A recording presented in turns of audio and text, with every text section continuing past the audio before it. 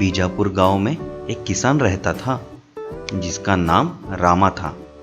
वो दिन भर अपने खेत में मेहनत करता, लेकिन उसे हमेशा एक समस्या थी।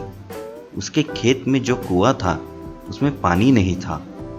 उस कारण रामा को अपने मित्र के कुएं से पानी लेना पड़ता था, जो उसे खेत से काफी दूर पड़ता था। एक दिन रामा अपने कुएं के पास बैठा होता है और कहता है, काश इस कुएं में पानी होता तो मुझे इतने दूर जाकर पानी लाने की ज़रूरत नहीं होती। हे भगवान, अब आप ही कुछ कर सकते हो। अगले दिन रामा अपने खेत में काम कर रहा होता है।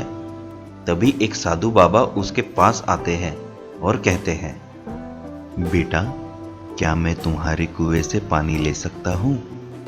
उस कुएं में पानी नहीं है बाबा।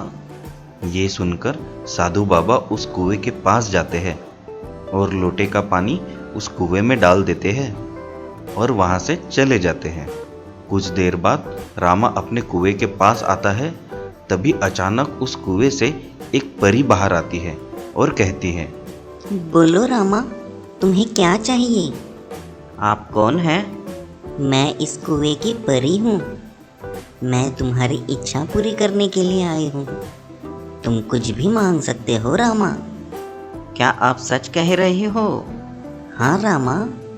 रामा कुछ देर सोचता है और कहता है, मैं ये चाहता हूँ, इस कुएं से पानी की जगह सोना निकलना चाहिए, और मैं जब भी इस कुएं के पास आऊँ तो इसने मुझे सोना देना चाहिए। तथास्तु रामा, लेकिन एक शर्त है। कैसी शर्त?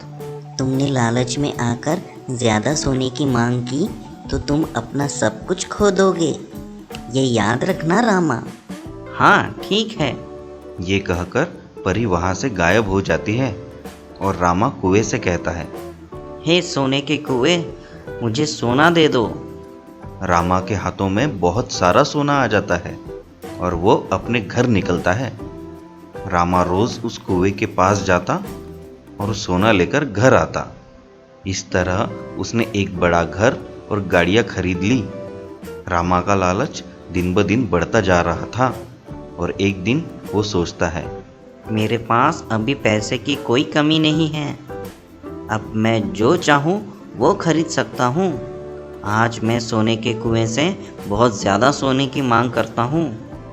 हे सोने के कुएं, मुझे आज बहुत ज़्यादा सोना चाहिए।